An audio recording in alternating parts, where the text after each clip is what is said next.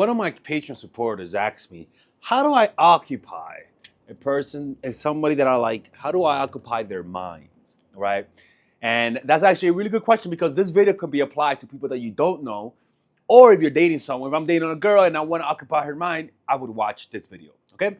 And some of these tactics are not going straight to hell tactics, but they're kind of like you're teetering, you're feeling the warmth of Lucifer's inferno, right? And if you guys want to apply these strategies, you guys can book a one-on-one phone call with me today and talk to me on the phone. If you guys want more content, check out our Patreon. And in that Patreon, there's more videos that I post on this, that I post based on this channel. Okay, it's like the second channel of the channel dies. All right. So let's talk about the first one. The first one is pretty simple. It's just being unpredictable. If you, for example, if I'm in school and I want people to occupy, I want to occupy people's mind. Literal unpredictably being absent causes people to say, "Where are you?" Right?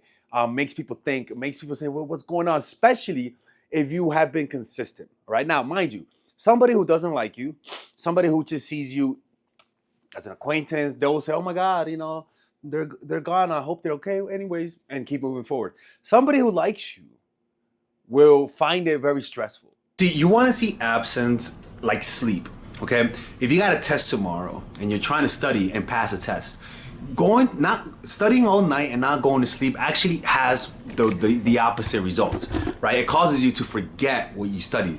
If you actually just study that night and go to sleep and have a long sleep, you'll wake up, your memories as you were sleeping, you were literally studying. You were studying. You were thinking about those memories. Your brain was wiring it in so that you could wake up and all of a sudden your recall is much better. Relationships and absence works the same way with people, where they spend time with you, but they can't fully start to imagine thinking of you and have strong emotions when you're there, right? Just like you can't just expect to not sleep and study and pass a test. I know it sounds counterintuitive, but it makes sense. When you are absent, especially when it's unpredictable, especially when you have created a period of consistency and seeing them, that absence jolts them. And then all of a sudden they start to think about how great the time was. They'll start to think negatively and be like, "Oh man, that was such a great time. I hope I'm able to see them again." And in your absence, their brain will literally recreate a version of you in their brain that they call, "I'm in love with this person." But when you're too present in the moment, you can't create that effect. You gotta create some space, especially unpredictable space, right? And this is honestly the hardest thing for most people, because most people they don't understand that they struggle with impulse control. That's pretty much and that's why you wanna make them suffer. You wanna make them like feel a little miserable in your absence, because this a lot of the times shows you who likes you, who doesn't. This reveals everything that you need. Absence, right? They'll think about you. The next day that comes, they're like, "I hope they're there." And that unpredictability gets them in a place where they're more reactive to you, right? Whenever they see you again, they feel a certain sense of adulation, a release of stress, right? So that's the first one, just being unpredictable. And you'll be surprised. The problem is that when you like someone, you are the most predictable motherfucker on the planet. Like, that's the issue. It's not that I want you to be unpredictable. It's that when you like someone, you become so predictable that humans naturally just start to grow acclimated to you. They get used to you. It's like a beautiful girl, right? If you how they say, like, show me a beautiful girl and I'll show you a guy who's tired of having sex with her, right? And that happens when you acclimate. You stop the acclimation process by being unpredictable in your presence and absence. Now, you don't have to be manipulative and say, "Oh, and lie to them about it," but you just have to have your own life. When people like you, you having your own life, it's offensive, man. Come on, man. Next one, conflict. When you're having conflict with someone, where usually conflict means that you guys are disagreeing with something and you guys want to come to a conclusion. And naturally, when you're dating someone, you're gonna have problems. You're gonna have disagreements. And these disagreements, you have the choice to bring it up or keep it to yourself. Well, what happens? A lot of people keep it to themselves.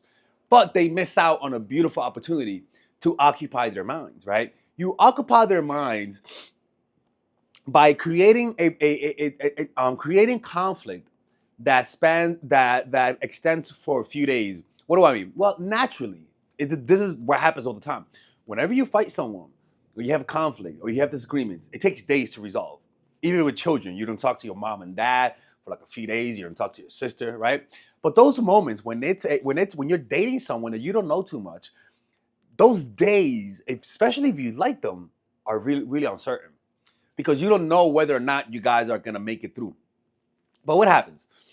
This causes people to see a person's character because people with bad character. Oh shit! 1 second. People with bad character, when you have conflict, they fuck it up. They get personal. They call you names. You know, like they make it very difficult to do this. That's your sign to get the fuck out, right? But if someone is not psychopathic crazy, you'll see that, oh, okay, with this person, I could have disagreements and we could come to an agreement over time. And coming to the agreement in the midst of conflict is what gets them to think about you when you're not around. They'll think about how to make it work. I hope I don't lose them. Especially if they value you. The conflict will cause them to hold on to you more. When you finally reconciliate, they pretty much appreciate you more. But the key is allow those conflicts to occur. The problem is that too many people are just afraid. They're afraid that if they let conflict arise, that the person's going to lose interest. No, we're not doing Bronx mode. Okay, it's just that, hey, I don't like how. Can we have a talk because the house is always dirty, blah blah blah. For example, let's just say you're talking to me and you're like, you don't clean up, right? I'm gonna get offended. I'm gonna be honest. I'm gonna get offended. I'm like, fuck, man. All right, whatever. But then I'm like, you know what? Let's work it out. And I'll feel a little embarrassed. I'll feel like, oh shit, she's calling me a messy motherfucker, right? And she's like, because you know, blah blah blah. And the way that she communicates it to me also makes me respect her more. And when we're done talking about it, I'll be like, okay, sure, I'll make sure to fix it. I'll make sure to clean up. And she goes home. I'm like, I'm gonna be thinking of her. I'm like, damn, yo, like I made her fucking like, you get what I'm saying? It's like a little embarrassing, but at the same time, she's still occupying my mind. And that occupation comes with a desire to make it up, a desire to fix it, which is a really good thing. Next thing is that make them interpret your actions. Make them interpret your actions. And this is where this is a lot of my clients tell me about this, where they're like, you know, like I don't get it. Like he's cold. Sometimes he disrespects me, but he showed me his family and he buys me stuff and he treats me well. And I'm like, and she's like, what does that mean? Why does he do that? I'm like, don't ask why. Like, what do you mean? When you get mixed signals, don't ask why, because you're not gonna get an answer, right? This is where I tell people, I prefer that you find one way to communicate that you like them and be a complete mute in the other areas, in the beginning at least, right? In the beginning. So that means that you could verbally tell people you like them, but with your actions, contradict it a little bit. You could show people you like them through your actions, like a gift, but through your words, contradict it a little bit. For example, I don't want a relationship, but with my actions, I give you flowers. I give you a nice made gift. That occupies their mind. They're like, what the fuck does this mean? Do they like me? Do they not? I tell you, I don't want to, I tell you that, for example, I say, I miss you, but then I disappeared for 2 days, right? The contradiction as long as it's not fucking like pure manipulation, the contradiction makes them think, wow, what does this mean? They try to interpret your actions. In your absence, it's perfect. In your absence, the brain becomes not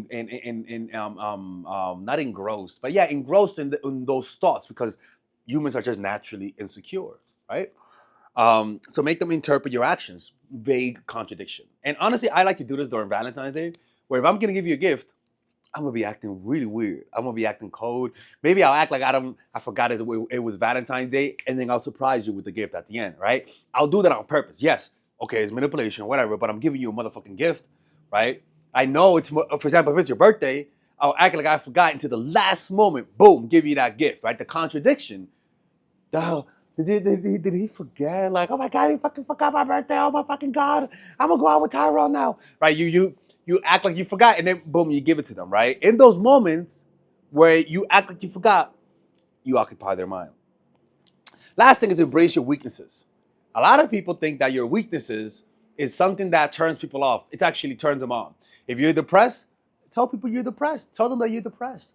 When you're down, if they like you, they'll notice it. And they'll feel a parental desire to help you, to nurture you, to make you happier.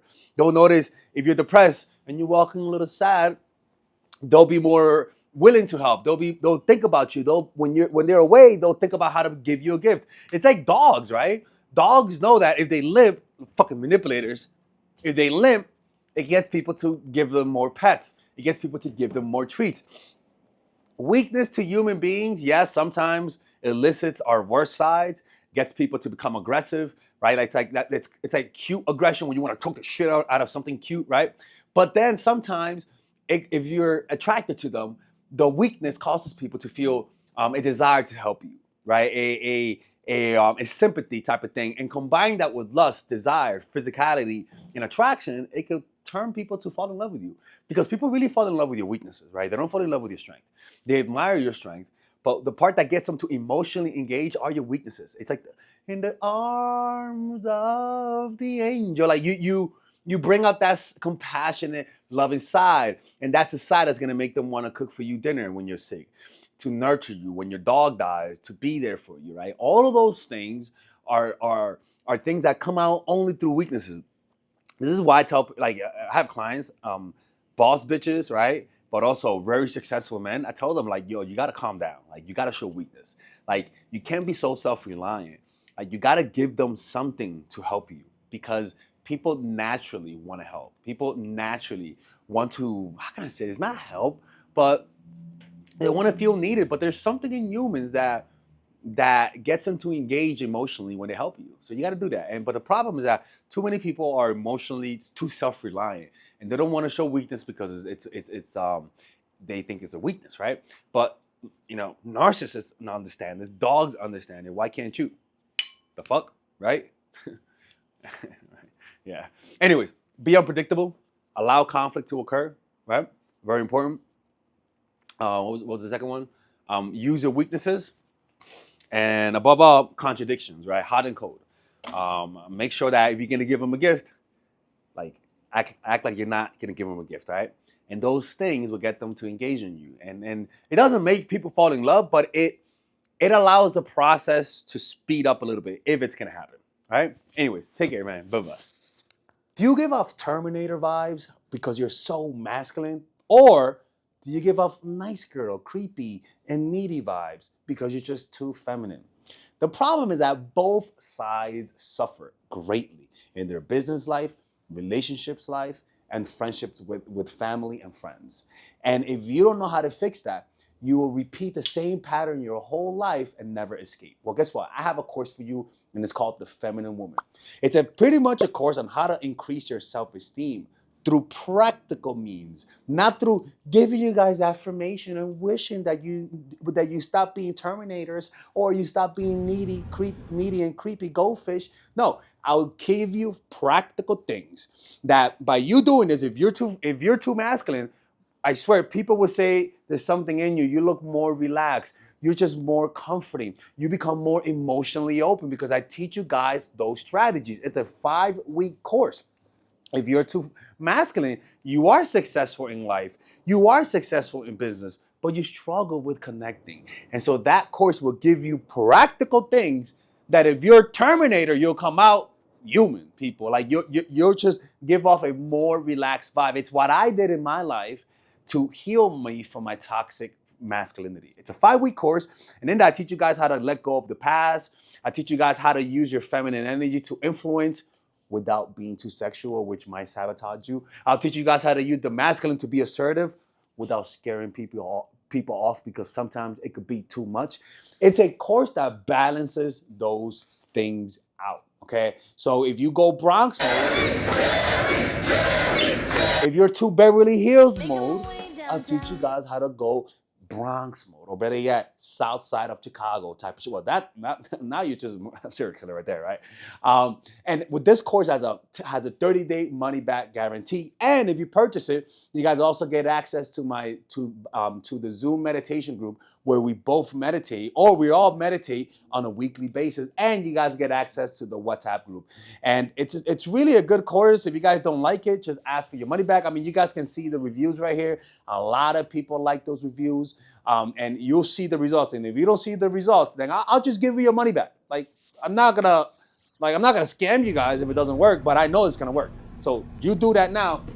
Don't end up like Frida Kahlo. All right? Don't do that shit.